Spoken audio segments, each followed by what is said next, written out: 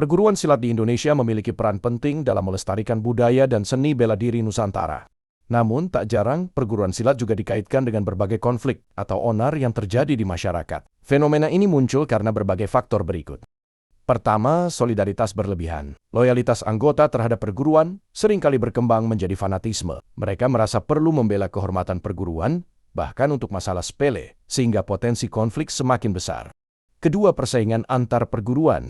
Rivalitas untuk menunjukkan siapa yang lebih unggul kerap memicu bentrokan, terutama di acara-acara tertentu seperti festival atau pertandingan.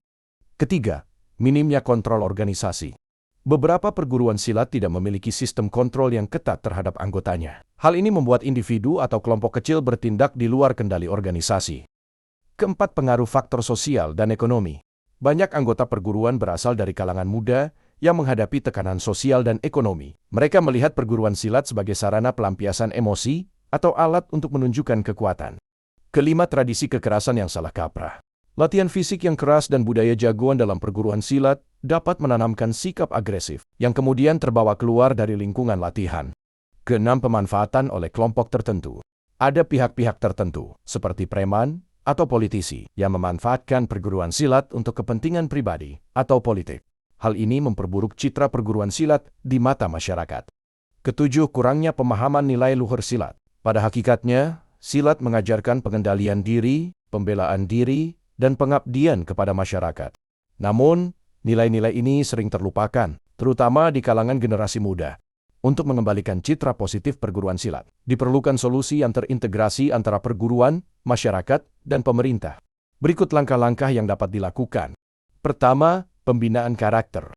Perguruan silat perlu memperkuat pendidikan karakter dengan menanamkan nilai-nilai luhur silat, seperti pengendalian diri, kedisiplinan, dan tanggung jawab sosial. Kedua, regulasi dan pengawasan.